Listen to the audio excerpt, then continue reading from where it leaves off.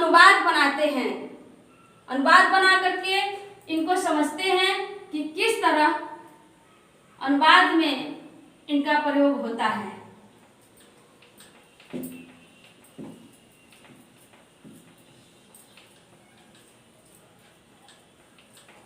आइए देखते हैं।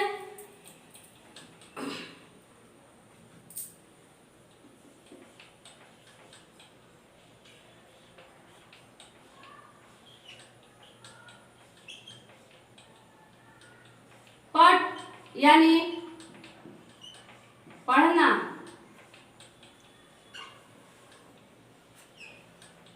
पठ यानी पढ़ना, लट लकार वर्तमान काल,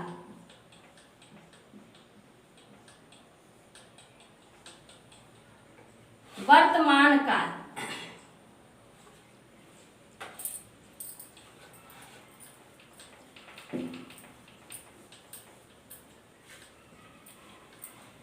काल का मतलब समझते होंगे।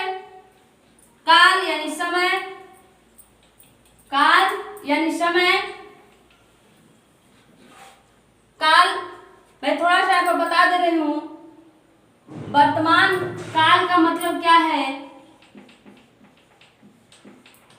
वर्तमान काल का मतलब होता है कि जो समय अभी अभी बीत रहा है, जो अभी अभी बीत रहा है वह वर्तमान काल है। जो बीत चुका है वह भूतकाल है, और जो आने वाला है वह भविष्य काल है। तो हम लोग यहाँ पर वर्तमान काल की क्रिया को लिए हैं। इसमें 3 वचन होते हैं। एक वचन, द्विवचन,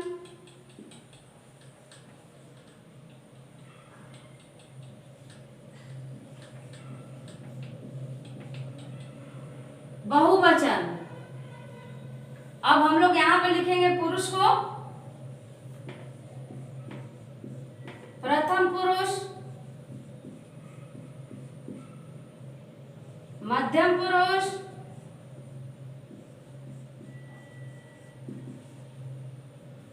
उत्तम पुरुष।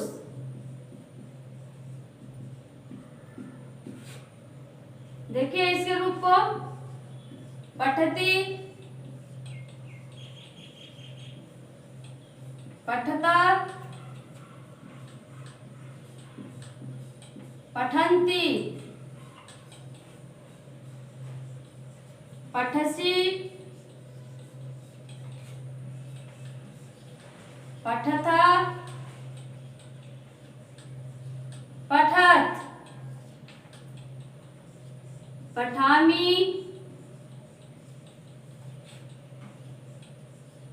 पठावः,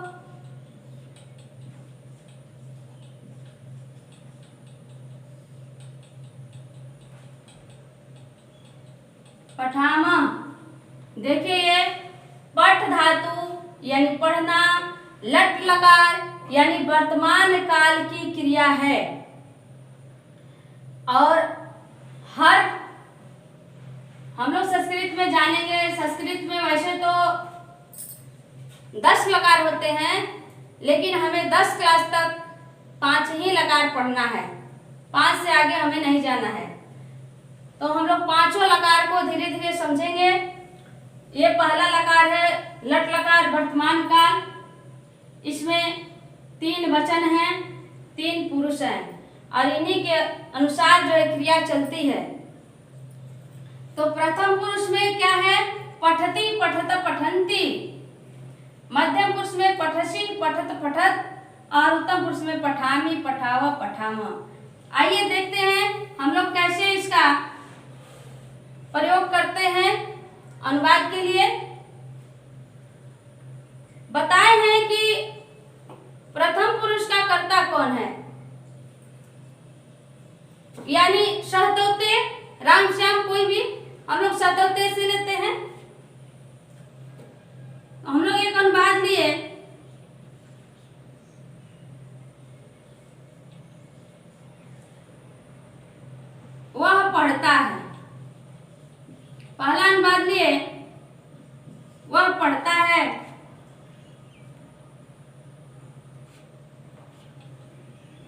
इसका देखिए संस्कृत क्या होगा,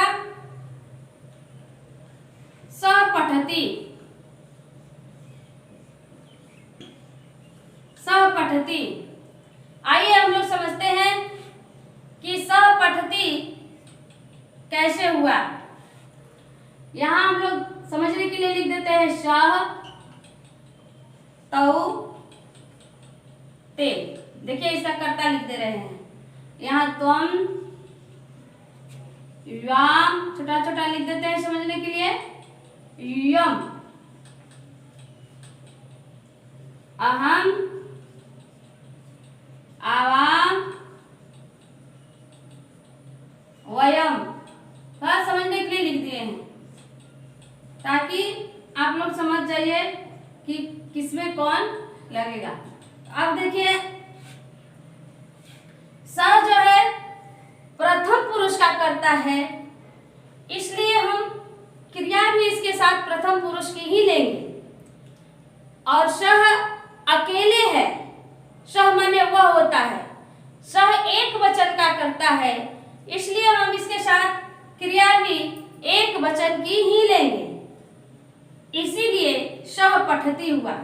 अब यहाँ पर सह पठता या पठती लिखेंगे तो हमारा अनुवाद गलत हो जाएगा, क्योंकि कर्ता जिस पुरुष और जिस वचन का होता है, क्रिया भी उसी पुरुष और उसी वचन की होनी चाहिए। तो हमारा कर्ता सह प्रथम पुरुष एक वचन का करता है, इसलिए क्रिया भी हम लोग प्रथम पुरुष एक वचन की लिए हैं। दूसरा अनुवाद इसी तरह से हम लोग बनाएंगे, वे दोनों पढ़ते हैं, वे दोनों पढ़ते हैं।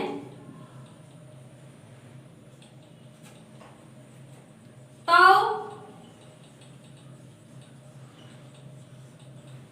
पठता, यहाँ पे देखिए हमारा कर्ता जो है तो प्रथम पुरुष और द्विवचन का करता है, यानी दो व्यक्तियों का यहाँ पर बोध हो रहा है, इसलिए इसके साथ हम क्रिया भी प्रथम पुरुष द्विवचन की ही लेंगे।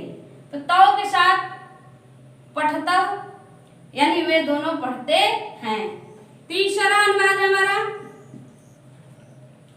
वे सब पढ़ते हैं, वे सब या वे लोग, वे सब पढ़ते हैं। ते पठंती, देखिए क्या हो जाएगा, ते पठंती।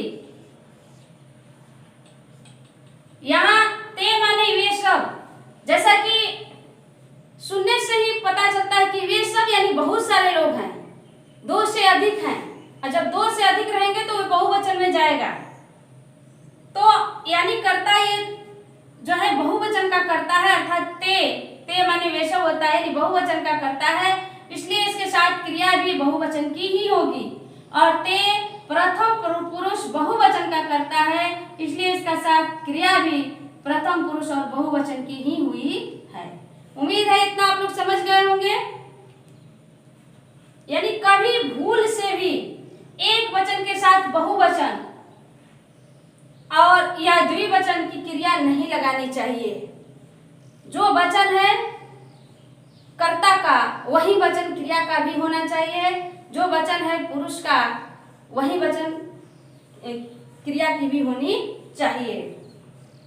आइए हम लोग मध्यम पुरुष से बनाते हैं, चौथे अनुवाद में आते हैं। तुम पढ़ते हो,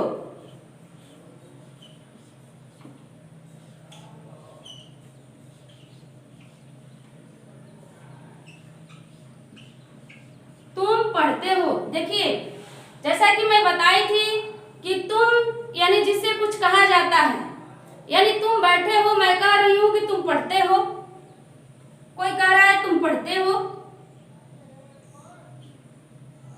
तो तुम मध्यम पुरुष एक वचन का करता है, तुम मध्यम पुरुष एक वचन का करता है, इसलिए हम क्रिया भी मध्यम पुरुष एक वचन की ही लगाएंगे।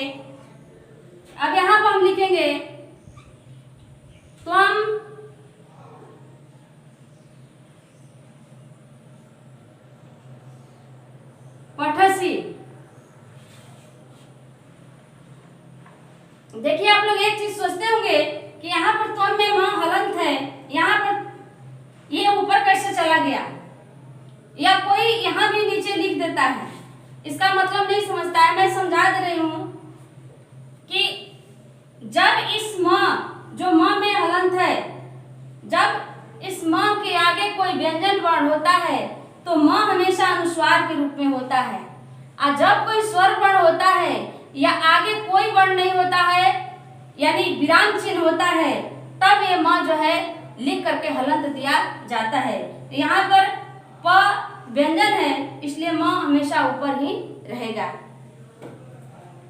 आइए हम लोग अगले अनुवाद पर चलते हैं।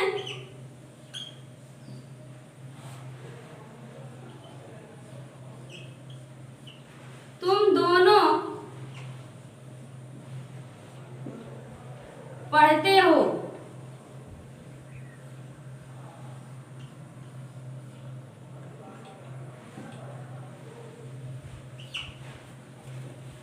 युवाम क्या लिखेंगे यहाँ पर, युवाम पठतः, युवाम पठतः। देखिए युवाम मध्यम पुरुष द्विवचन का करता है। युवाम माने तुम दोनों होता है, तुम दोनों से ही पता चलता है कि ये द्विवचन का करता है। तो जब ये द्विवचन का करता है तो हम द्विवचन की क्रिया भी लेंगे, यानी मध्यम पुरुष द्विवचन का करता है तो क्रिया भी हमारी मध्यम पुरुष और द्विवचन की होगी। अगला अनुवाद, तुम सब पढ़ते हो, तुम सब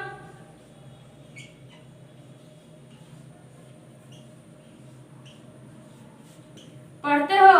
देखिए यहाँ पर होगा यूयम पठत। देखिए अंतर क्या है, यदि हम विसर्ग दे देते हैं तो द्विवचन हो जाएगा, यदि हम विसर्ग नहीं देते हैं तो बहुवचन हो जाएगा।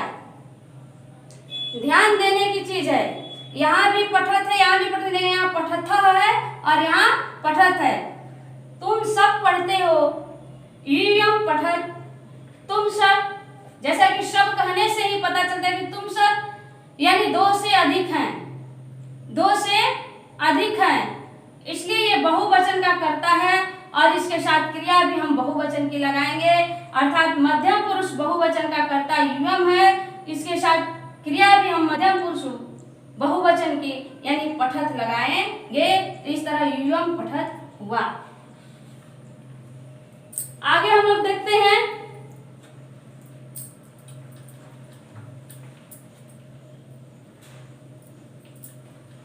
आइए उत्तम पुरुष का देखते हैं हम लोग।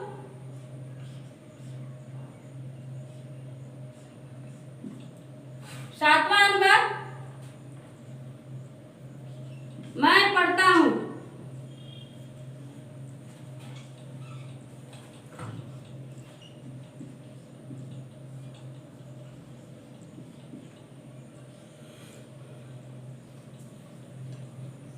मैं पढ़ता हूं, अहम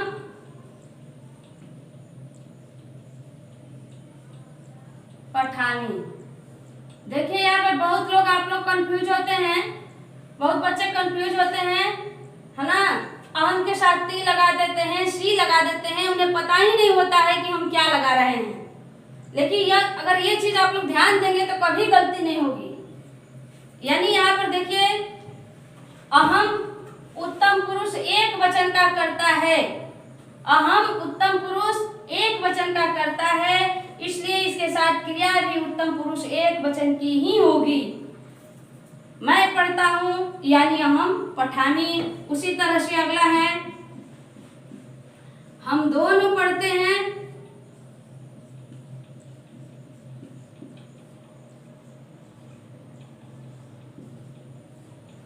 हम दोनों पढ़ते हैं, हम दोनों का होता है आवाम, आवाम पठावह। हम दोनों कहने से ही पता चलता है कि द्विवचन की बात की जा रही है और हम कहने से पता चल रहा है कि उत्तम पुरुष की बात की जा रही है। तो यानी उत्तम पुरुष द्विवचन का करता है, इसलिए हम इसके साथ क्रिया भी यहाँ से उत्तम पुरुष और द्विवचन से लिए हैं।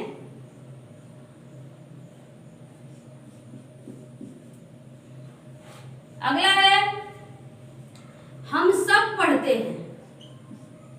हम सब पढ़ते हैं।